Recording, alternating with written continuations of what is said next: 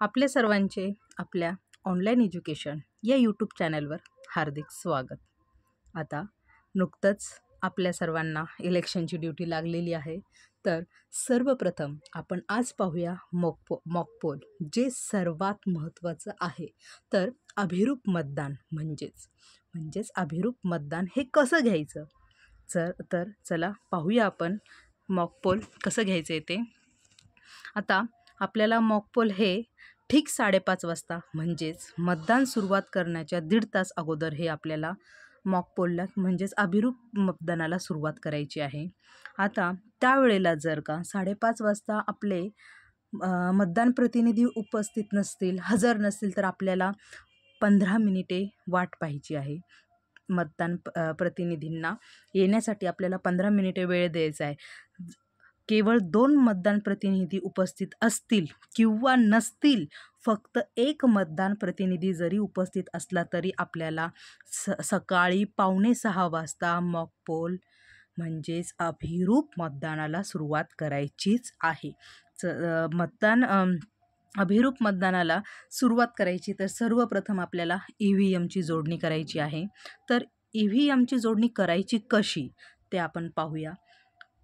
सर्वप्रथम BUची केबल ही व्हीव्हीपॅटला जोडायची आहे. आपल्याला हे लक्षात ठेवायचे, B, V आणि C. B means BU, V means VVPAT आणि व्हीव्हीपॅटची केबल ही CUला जोडायची आहे. म्हणजेच BVC हा क्रम आपल्याला लक्षात ठेवायचा आहे. BUची केबल व्हीव्हीपॅटला आणि व्हीव्हीपॅटची केबल CUला जोडायची आहे. BU प्लस व्हीव्हीपॅट हे मतदान कक्षामध्ये कुठं ठेवायचे आणि CU हे मतदान अधिकारी क्रमांक जे 3 आहे त्यांच्या टेबलवर आपल्याला हे ठेवायचं आहे. कारण CU जे कंट्रोलिंग युनिट आहे म्हणजे बॅलेट तर तेच देणार आहेत, म्हणून त्यांच्याच टेबलवर हे ठेवायचं आहे. आता सर्वप्रथम EVMची जोडणी झालेली आहे, आपण टेबलवरही ठेवलेलं आहे. त्यानंतर आपल्याला काय करायचं आहे, व्हीव्हीपॅटचा नॉब उभा व्हर्टिकल करायचा आहे. तो आडवाच असणार आहे. म्हणजे आपण मतदानाच्या आदल्या दिवशी प्रवासात आणल्यावरही तो आडवाच होता. आपण ती दक्षताही ठेवलेली आहे. आता उभा करायची वेळ आलेली आहे मॉकपोलच्या आधी. आता हा व्हीव्हीपॅटचा नॉब आपल्याला व्हर्टिकल करायचा आहे. चला मग व्हर्टिकल केला आहे. मग त्यानंतर आपल्याला करायचं काय, CUचा स्विच ऑन करायचा आहे. CUचा स्विच ऑन करायचा आहे. CUचा स्विच ऑन करण्याआधी आपल्याला व्हीव्हीपॅटचा नॉब उभा करायचा आहे. हे कृपया करून लक्षात ठेवा. त्यानंतरच CUचा स्विच ऑन करायचा आहे. आता मी सांगितलं आपल्याला BVC हा क्रम लक्षात ठेवा. BUची केबल व्हीव्हीपॅटला आणि व्हीव्हीपॅटची केबल CUला जोडणी करायची आहे. आता प्रत्यक्षरित्या आपल्याला मॉकपोल अभिरूप मतदानाला सुरुवात करायची आहे. जसंच आपण हे व्हीव्हीपॅट सुरू केलं, सुरुवातीला लगेच आपल्याला त्यामध्ये आपल्या 7 पेपर स्लिप ह्या असतात. मग त्या आपल्याला प्रथमतः बाहेर काढायच्या आहेत, त्या मोजायच्या आहेत. 7 आहेत. मग CUवरील क्लिअर बटन दाबा. CRC करून घ्यायचं आहे. अगोदर क्लिअर दाबायचं आहे, थोडंसं थांबायचं आहे. त्यानंतर रिझल्ट दाबायचा आहे आणि अजून एक क्लोज करून घ्यायचं आहे. CRC हे आपल्याला करून घ्यायचं आहे. मग टोटल बटन दाबून आपल्याला 0 मतांची खात्री करायची आहे व व्हीव्हीपॅटमध्ये पेपर स्लिप नसल्याचे हे आपल्या सर्व मतदान प्रतिनिधींना दाखवायचं आहे. 0 मतांची खात्री केल्यानंतर सर्व प्रतिनिधी जेवढे असतील आपले मतदान प्रतिनिधी त्यांना दाखवून आपण खात्री करून घ्यायची आणि त्यांना दाखवायचं आहे. त्यानंतर BUवर मतदान प्रतिनिधींनी सर्व उमेदवारांना समसमान मते देण्यास आपण सांगायचे. आता सपोज मावळ मतदारसंघात 34 हे उमेदवार आहेत, तर आपण 34 उमेदवारांना 34 मते देणार आणि उरलेली 16 मते ही इतर कोणत्याही उमेदवारांना द्यायची आहे. असे आपल्याला समसमान म्हणजे 50 मते आपल्याला द्यायची आहेत. टोटल दिलेल्या मतांची मतदान अधिकाऱ्यांनी उमेदवारनिहाय आपण ती नोंद पण घ्यायची आहे, प्रत्येक क्रमांकाचा उमेदवार आणि त्याला मिळालेली मते. त्यानंतर आपल्याला CUचे क्लोज बटन दाबायचे आहे. त्यानंतर क्लोज बटन दाबल्या आपल्याला रिझल्टचं बटन दाबायचं नाही, आपल्याला थोडंसं थांबायचं आहे.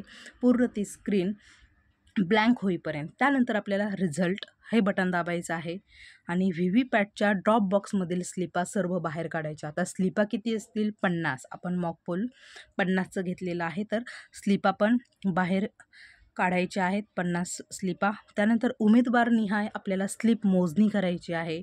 मॉक पोल रिझल्टचा आपल्याला आता ताळमेळ घ्यायची वेळ आलेली आहे. त्यामध्ये कसं करणार आपण? पेपर स्लिप काउंट किती आहेत? त्या 50. CUवर रिझल्ट काउंटसुद्धा आपला 50च येणार आहे आणि मतदान प्रतिनिधींनी केलेल्या मतदानाची उमेदवार निहाय नोंदसुद्धा आपली टोटल एकूणात ही 50च यायला हवी. म्हणजेच आपल्या मॉक पोल रिझल्टचा हा ताळमेळ जुळणार आहे.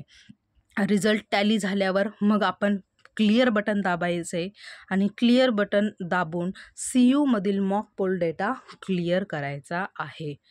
त्यानंतर हे मॉक पोल डेटा क्लिअर केल्यानंतर थोडंसं पुन्हा थांबायचं आहे त्या स्क्रीनवर म्हणजे ब्लँक होईपर्यंत. आणि ब्लँक झाल्यानंतर पुन्हा आपल्याला टोटल बटन दाबून 0 मतांची खात्री करायची आहे व व्ही-व्ही-पॅटच्या ड्रॉप बॉक्समध्ये पेपर स्लिप नसल्याचे उपस्थित मतदान प्रतिनिधींना दाखवायचं आहे. ड्रॉप बॉक्समधल्या आपण सर्व स्लिपा काढल्या. आता काढल्यानंतर टोटल बटन दाबून 0 केलं. आता आपल्या मतदान प्रतिनिधींना आपला ड्रॉप बॉक्स हा पूर्ण एम्प्टी आहे हे आपल्या मतदान प्रतिनिधींना दाखवून घ्यायचं आहे. आता CUचा स्विच ऑफ करायचा आहे. आता CU आपल्याला स्विच ऑफ करायचा आहे. आता स्विच ऑफ केल्यानंतर आता आपल्याला CU मतदानाकरिता सील करायचं आहे. आता आपल्याला अगोदर ABCD असं सील येत होतं, तर आता फक्त हिरवी A आणि B सील आहे. तर हिरवी A सील वरती आणि B खाली यायला हवे. त्यानंतर आपल्याला स्पेशल टॅग, ॲड्रेस टॅग आणि गुलाबी पेपर सील हे सर्व लावल्यानंतर यावर मतदान प्रतिनिधी व PRO यांनी सही करायची आहे. व्ही-व्ही-पॅटच्या ड्रॉप बॉक्स ॲड्रेस टॅगने सील करायचा आहे. व्ही-व्ही-पॅटसुद्धा जो आपला त्याचा ड्रॉप बॉक्स आहे ते ॲड्रेस टॅगने सील करायचं आहे. आता ज्या स्लिपा निघालेल्या आहेत आपल्या सर्व पेपर स्लिपा मॉक पोलच्या वेळेस निघालेल्या त्या स्लिपांच्या मागेसुद्धा आपल्याला मॉक पोल स्लिप असा शिक्का मारायचा आहे. सर्व पेपर स्लिप तुम्हाला दिलेल्या काळ्या पाकिटात ठेवायच्या आहे. जे आपल्याला ब्लॅक कलरचं एन्व्हेलप दिलेलं असेल त्याच्यात आपल्याला ह्या सर्व स्लिपा ठेवायच्या आहे आणि पाकिट हे गुलाबी सीलने सील करायचं आहे.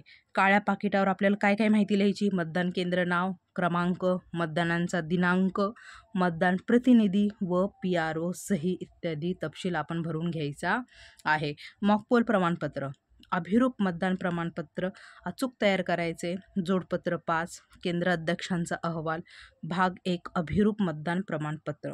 आता CUचं स्विच ऑन करायचे आणि EVM मतदानाकरिता तयार व्हायचं आहे. सकाळी ठीक आपल्याला 7 वाजता मतदानाला प्रारंभ करायचा आहे.